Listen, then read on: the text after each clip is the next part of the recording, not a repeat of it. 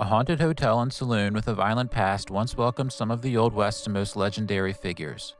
But what happened inside may explain why so many of its former guests are said to still haunt this place. Welcome to the Unexplained and Paranormal Report, where we investigate mysterious events, hauntings, strange encounters, and everything unexplained.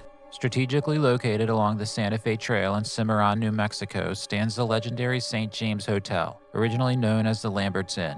It was frequented by a who's who of the Wild West: Billy the Kid, Jesse James, Wyatt Earp, Doc Holliday, and many more. But when legendary gunslingers and endless amounts of whiskey came together under one roof, not everyone made it out alive. Bullet holes still scar the ceiling of the old saloon, and by the end of the St. James' most violent years, the death toll would become staggering.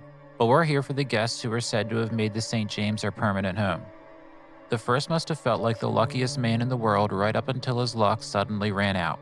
An angry ghost is said to torment room 18, and in all honesty, I'd be angry too if I were Thomas James Wright. Thomas had just won ownership of the entire hotel in a poker game.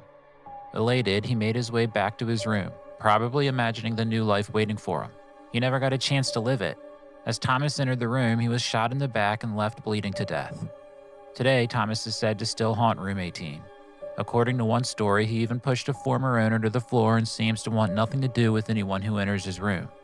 And honestly, I can only imagine the heartache. And Thomas was hurrying back to his room full of joy.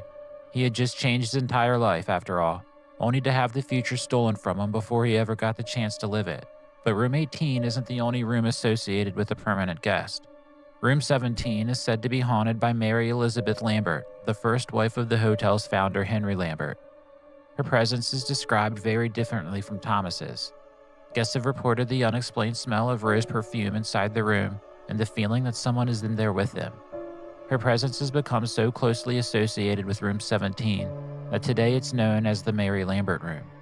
But Thomas and Mary may represent only a fraction of the tragedy connected to this place. Remember that death toll I mentioned earlier? At least 26 people are said to have been killed at the St. James during its wildest years. And some believe that staggering number helps explain what visitors continue to experience throughout the hotel. Shadowy apparitions have reportedly wandered its halls. Guests and employees have described unexplained footsteps, disembodied voices, strange noises, and sudden cold spots. Thomas Wright entered room 18 after winning the opportunity of a lifetime, only to have his future stolen from him. Mary Lambert is still associated with the room that now carries her name, and they are only two of the many people connected to a hotel where at least 26 reportedly met violent ends.